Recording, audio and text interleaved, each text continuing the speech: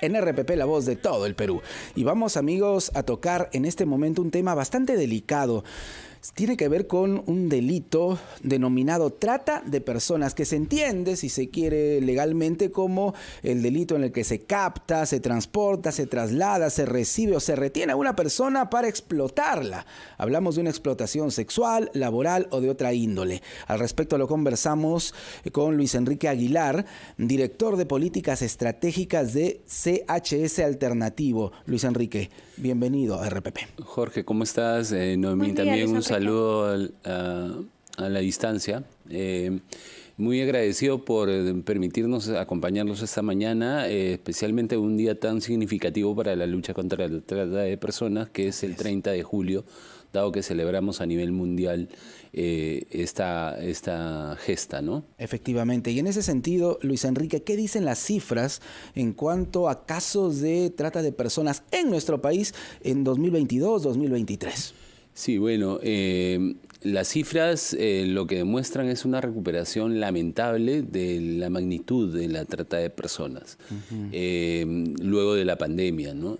Si en la pandemia se habían identificado no más de 500 a 600 casos de víctimas de trata de personas, en esta oportunidad las cifras del año 2022 demuestran que el número de casos identificados por el Ministerio Público ha vuelto a ser cerca de 1.300 a 1.400 casos, para ser exactos 1.430 casos, de personas que han sido explotadas, como bien decías, con fines de explotación sexual, pero también explotación laboral, ¿no? Ahora, eso no quiere decir que sea la real magnitud del fenómeno, dado que la trata de personas no solamente es un delito que se ha demostrado acompañado en la historia del Perú. Lamentablemente, nuestros grandes booms económicos han estado vinculados a distintas formas de explotación de trata de personas, sino por el hecho también de un aumento de la criminalidad organizada de estos últimos tiempos, que nos hacen tener que preocuparnos aún más, ¿no? Dado que estas bandas criminales organizadas están desarrollando actividades constantes y frecuentes de explotación de personas, también como parte de sus actividades criminales, ¿no? Y por eso debemos estar atentos, Luis Enrique. Definitivamente podemos ser de repente testigos de un caso de trata de personas. Tal vez se trata de nuestro vecino, nuestra vecina, o la persona que trabaja en el mercado. Hay un recorrido que se hace. Hay zonas de captación, hay zonas de tránsito, hay zonas de explotación a nivel nacional. ¿Cuáles son esas zonas, por ejemplo? ¿Siguen siendo las mismas? Si podemos enumerar qué regiones destacan, lamentablemente, por ser zonas de captación, por ejemplo. Sí, bueno, de hecho, Cusco es una de las principales zonas de captación de víctimas, ¿no? Básicamente para identificar personas que van a ser explotadas sexualmente o laboralmente en el marco de las actividades de minería ilegal que se producen en La Pampa, en Madre de Dios, pero también en la Rinconada, en Puno, ¿no? Está demostrado además por el número de casos que se han presentado. De hecho, también hace poco hubo una casación de la Corte Suprema respecto a un caso inclusive de captación de un niño con fines de venta de niños, valga la redundancia. ¿Venta de niños? Efectivamente, una madre Enrique, eso es terrible, realmente. Una madre de la que se aprovecha su vulnerabilidad, había tenido 6 hijos ya, había dado a luz hacía menos de una semana, y que entrega a su hijo por 800 soles. Wow, ¿no? Nos deja sin palabras, realmente. Sí. Nos deja sin palabras, Luis Enrique. Pero no es la única zona, ¿no? Por ejemplo, Loreto es una de las zonas donde más frecuentemente también hay casos de captación, y la explotación básicamente se da en Lima, que es de todas maneras, que además es una zona de tránsito, pero también en Arequipa se han encontrado casos, Tacna, Huánuco. Y hablaste de 1.430 casos de trata de personas en 2022. De esos 1.430 casos, ¿cuántos se refieren a menores de edad, precisamente?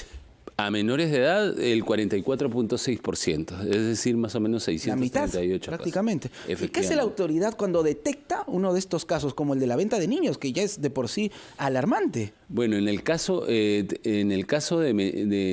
víctimas menores de edad, tenemos la suerte de que hay un sistema de protección para todos los niños y niñas que se encuentran en situación de desprotección familiar. Obviamente el primer objetivo es reintegrarlo a su familia, pero en muchos casos la familia está involucrada directamente también en la situación de explotación. Por ejemplo, porque ha entregado a la víctima a sus explotadores, ¿no? Porque accede a este intercambio tan tenebroso. Efectivamente. De hecho, la expresidenta del Poder Judicial, Elvia Barrios, que ahora preside la Comisión de Género del Poder Judicial, lo dice recientemente en una entrevista que nos ha brindado para un reporte que denominamos reporte alternativo que presentamos, y efectivamente ella dice justamente eso, ¿no? Entonces, ese sistema de protección funciona porque hay centros de acogida residencial, además especializados en víctimas de trata.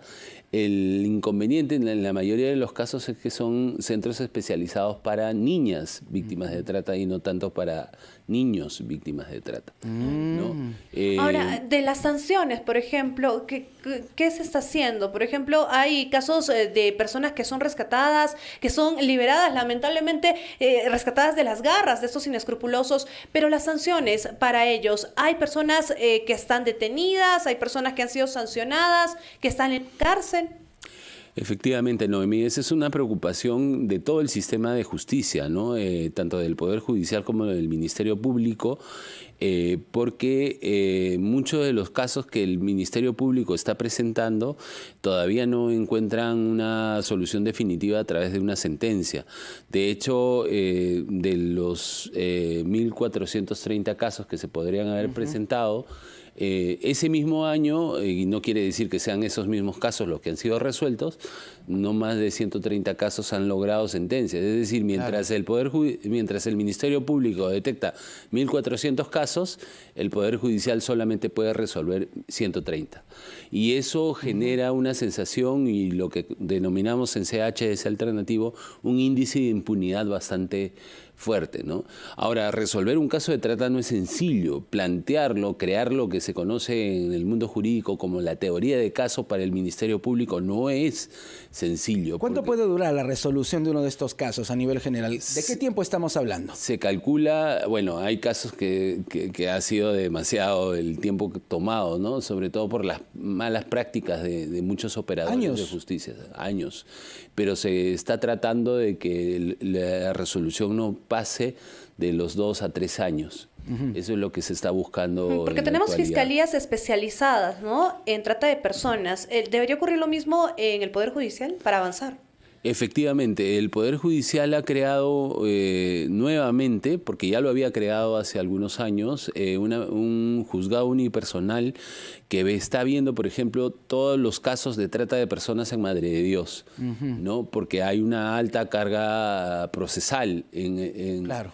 Pero el inconveniente es que todavía eso es insuficiente. Nosotros hace ya algún tiempo venimos proponiendo la creación de un subsistema contra la explotación. Así como hay un subsistema de lucha anticorrupción, debería haber un subsistema contra la explotación por la magnitud del delito. Sí. O sea, no estamos hablando... Además, si uno lo quiere llevar económicamente, tengo cifras acá de la magnitud del delito, no estamos hablando de poco dinero, entre comillas, ni estamos hablando tampoco de un daño menor a la sociedad. ¿De cuánto estamos hablando concretamente? Más o menos de 1.300 millones de dólares, y si no mal recuerdo, permíteme y te lo digo exactamente. Sí, por favor. Por favor. Es importante conocer estas cifras. 1.300 millones de dólares al año, se calcula. Claro. Y se calcula que los explotadores no gastan más al año en todas las víctimas que tienen más de $7,000 aproximadamente. Qué cifras tan terribles. Para cerrar en 30 segundos, ¿la migración extranjera, especialmente venezolana, incide en estas cifras también tan elevadas que tiene nuestro país? En la actualidad sí. Sí, porque si hace algunos años, el 2019, un director de la policía decía que no había más de 2 víctimas venezolanas siendo identificadas, en la actualidad superamos las 230 que ha conocido el Ministerio Público. Yo no quisiera terminar esto sin dejar de decir que este día, el 30 de julio, además en el marco de las fiestas patrias, nos debe llevar a la reflexión y no quisiera dejar de agradecer tampoco a RPP porque estamos desarrollando una campaña de valor compartido con ustedes como en otras oportunidades y estamos juntos en la lucha contra la trata de personas. Así que sé que no era el objetivo de esta entrevista, pero no puedo dejar de hacerlo. No, por favor. Muchísimas gracias, Luis Enrique. Luis Enrique Aguilar, director de Políticas Estratégicas de CHS Alternativo. Este delito de trata de personas que realmente tiene que hacernos reflexionar y tiene que llevarnos también a medidas inmediatas, aceleradas, con el fin de controlar y derrotar a estas mafias que están presentes en varias regiones de nuestro país. Volvemos con más aquí en La Rotativa del Aire y en RPP, la voz de todo el Perú.